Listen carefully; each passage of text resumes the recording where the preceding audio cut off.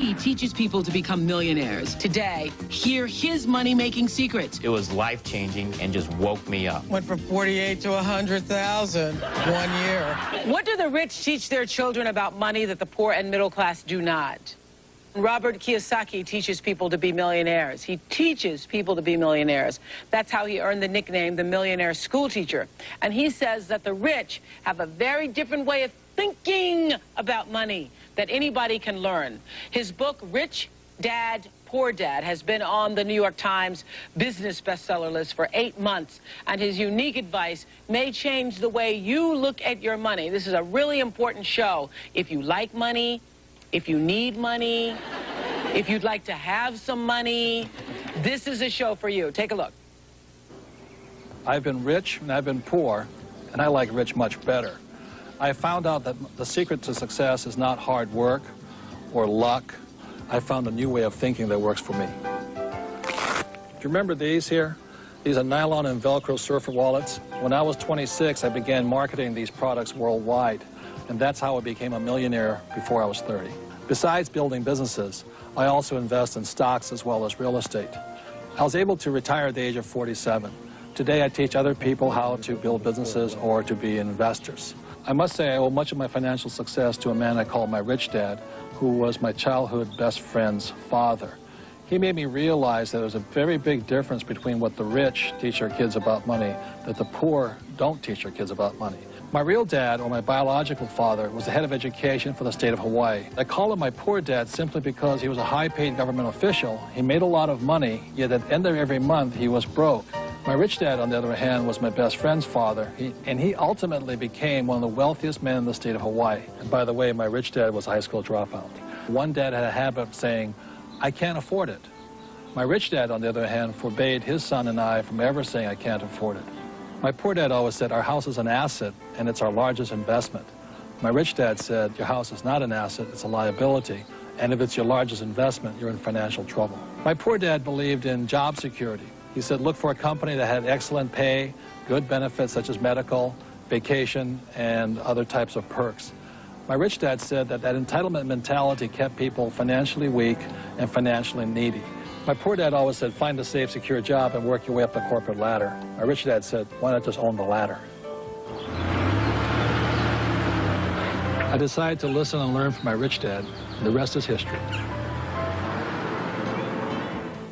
Well, let's go through some more of Robert's points about what he says. The rich teach their children that the poor and middle class do not. Main difference, you say, between the rich and poor lies in what we teach our children about That's money. Correct. Really? Very much. And it's a mentality. It's a total way of thinking, right? Exactly. Yes. And it's really easy to change if you're willing to change the way you think. For instance, my poor dad was a very good man. For Japanese, he was 6'4", very smart, academic genius. But he always said to me, you know, go to school, get good grades, get a job, and work hard. Save money. And my rich dad said, well, if you want to be rich, that's not the way you do it. And instead of working for money, my rich dad taught me how to have money work hard for me. And that's why I've only had a job 4 years of my entire life. Other than that, I'm building companies or I'm investing, and that's all I'm doing. Well, the subject of money is taught at home, not in school, you say, because most of us learn about money from our parents, and it's only good if you have a rich dad mentality.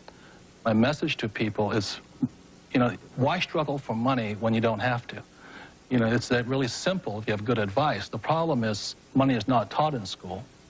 And so what we do is we oftentimes follow in our parents' footsteps. We may do different jobs, but we oftentimes follow in the same financial patterns. And my rich dad used to say, you know, he says, you can't end poverty by giving somebody money. Giving a poor person money keeps them poor longer. Yeah. And that's what breaks my heart, because I want to help people change the way they think about money. That's all it is. Yeah. And I think one of the most important things is that I noticed between my rich dad and my poor dad was the vocabulary. My poor dad was a PhD in education, very smart man, but he had the vocabulary of a school teacher. And my rich dad had the vocabulary of a rich man. And so when I say to people, what's the first What do you mean by vocabulary? Well, I know what the word means, but right. What kind of vocabulary? Well, I sit around the dinner table and listen to both dads, and one would talk about algebra and geometry and trigonometry. Nothing that ever made me any money. And my rich dad would sit there and he'd talk about return on investment, assets, liabilities, discounted cash flows, etc. And a lot of people, you know, what you just said about your house is a liability, it's not an asset. Most people think it is their biggest investment. Yes, and that's one of the biggest middle-class traps. They say, my banker says my house is an asset. And my rich dad would say, if you can read a financial statement, you'll see, you can read that your house is actually a liability. I'm not saying don't buy a house, and I like big houses, and I like the finer things of life. Just don't call a liability an asset. And what's trapping the middle class is they're buying liabilities they think are assets. I like what you say in the book, but this is interesting too, because I've always been a person who lived beneath my means. Now it's kind of hard to see, it doesn't matter. But I've always been a person who, because I just was reading about how the Chevy Chevette was the worst car, one of the worst cars ever made, and I had one of those little tin cans because that was the thing that I could pay cash for and not have to, you know, pay interest and so forth. So I've always believed in living beneath the means until you could really afford to pay for stuff, mainly because I hate bills. Just hate bills. And you say one of the mistakes that middle class and poor people do is they try to look rich. So those are the first people to go buy the furs, the diamonds, the big TVs, and all the stuff, correct? Right. My rich dad called it looking good and going nowhere. Love that. Yeah. My grandmother used to call it not a pot to piss in, but anyway, that's about it. Kind of the same thing. I'm glad you said that. You heard that too. Okay, they'll edit that somewhere. But anyway, it's the same principle. You have all this stuff. I know when I see people out and they got all the stuff and all the things and but then when they go home, what? They have bills. They have bills. And they worry and their health goes down and, you know, it's not worth it. The thing that I think most people don't realize is that there's only two kinds of money problems, basically. One's not enough money and one's too much money, and they're both problems. And you really you have to know how to handle too much money, as I'm sure you do right now. Otherwise, if you... Watching it all the time. Had a bad week last week. Yeah. But it's a different problem, Yeah, it's a different kind of problem, yeah. So when you have no money, you have to have a plan to eventually have plenty of money. And then when you have plenty of money, you got to shift plans. Yes. And so that's why people who win the lottery all of a sudden get all this plenty of money, and they go broke again. And overwhelmed by it. Right, and they go because they've never understood how money worked. Paul Rogers says he changed from a poor dad to a rich dad and now wakes up every day with a new outlook on life. Here's what Paul's story is. Paul Rogers, a divorced father of two, was making $48,000 a year as a firefighter and living paycheck to paycheck. By the time I paid the house payment, the child support, the car payment, food and utilities, with the two kids, it was really tough. Last year, Paul discovered Robert Kiyosaki's financial plan. He stresses three main things. Number one, set up a home-based business. Number two, get control of your taxes. Number three, take that extra income and buy more assets with it. He followed the steps and set up his own home-based business. It was easier than he thought and only cost him $300. With that extra income from his new home business and a pay raise from the firehouse of $300 a month, he started to buy homes that were in foreclosure. You can purchase them under value, go in, carpet, paint them, fix them up, turn and sell them, and even make more money. With the money he made from selling those houses, Paul bought stocks, mutual funds, IRAs, and even set up an educational account for his children. It has changed my outlook on life because this has given me more time freedom with my kids and more financial freedom. And the best thing is my income's gone from about $48,000 to a little over $100,000 in a one-year period. Wow. Wow. Wow. I bet you're impressed with yourself. I'm impressed with Rich Dad, Poor Dad in the book. It's just an unbelievable book. You're going to have a great response from all your viewers on this. Really, you sound like an infomercial, but we're not. So it obviously has changed your life, your outlook, and what you will now pass on to your children. Yeah, really, the educational system that I had growing up didn't teach me about debt, credit card debt, liabilities, college loans, you know, getting that fancy car right out of school. But what Britt and Chelsea are learning now is that, hey, you know, make your money work for you, don't work for money. So it's been a big life-changing experience for me. So what exactly, because now people are going, what exactly caused you to go from 48 to 100 in a year? Well, that's a very good question. I think what it was, number one, I sat down and I actually wrote out what my goals were and what my dreams were, and I had never done that before.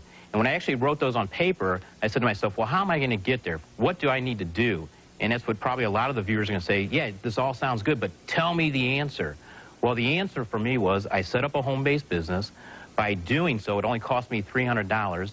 I'm generating income from that and taking that income, buying real estate, put it in to the stock market, stuff like that. Buying more assets in my life and having my money work for me. But you also kept your other job. I'm still a full-time fireman. I plan on keeping that. I thoroughly enjoy my job. Yeah. We love firemen. Yeah. Have me on the singles show. Yeah, I will. Wait a minute. You don't need to. Yeah, I'm here. You don't need a show. Call the Oprah show and give me a call. Okay. So your whole life has changed?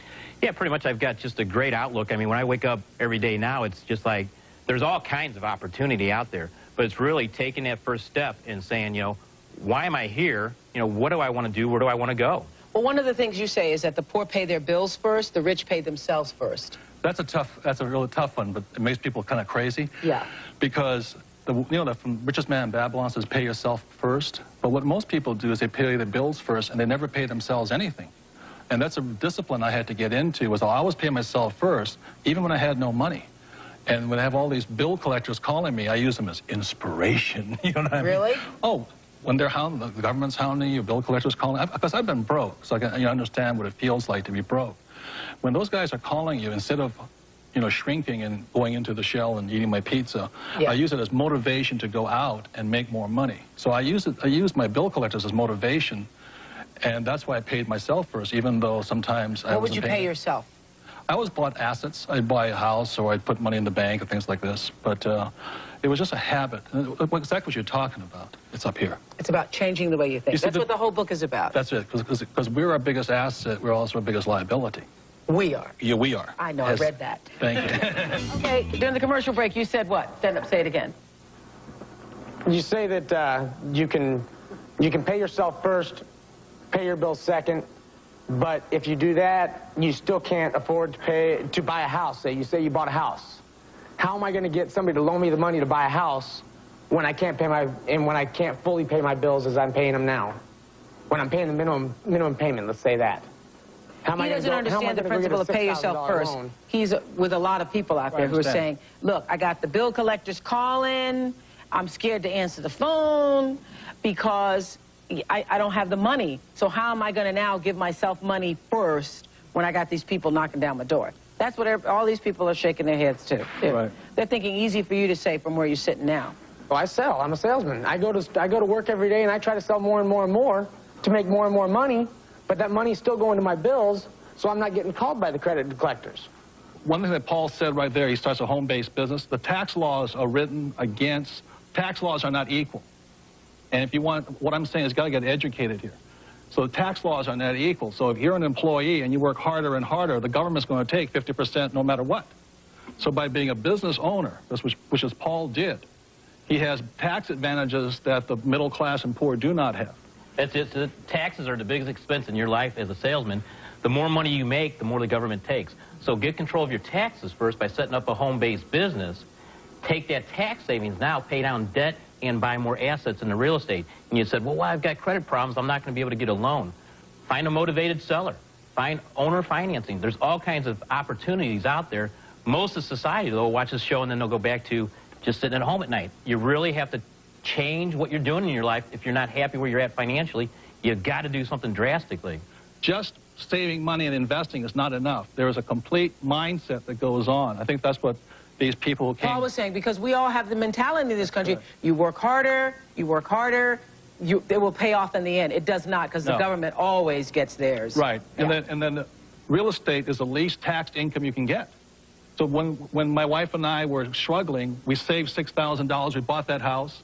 Thing went from $46,000 to $105,000. We had $50,000. But I think when people think of real estate, they think about the house that they would want to live in. So you start out buying something that you wouldn't necessarily want, and you use that to build more income. And that's what she did. She bought 7. Build more income. That's my idea. I want to buy a 3-flat, live in the basement, rent off the top two apartments, and have them pay my mortgage for me. Good. But I still need to come up with the original capital to buy the place. That starts with paying yourself first. Hey, Oprah. See, that's what people should be teaching in school, because I swear to you, we've all been taught be responsible, pay your bills first so that the people don't, you know, call you or not harassing you and so forth. What were you going to say, Paul? I would say I was doing with the real estate what Robert's talking about, but for $300, I set up a home-based business. Anybody in this room can do that, and you're going to save money on your taxes, number one, while you're generating income on your business. Once you've got that income coming in, you can do all the real estate that you want then. So it's really just getting out there and looking at the different opportunities. $300 investment, can't beat it.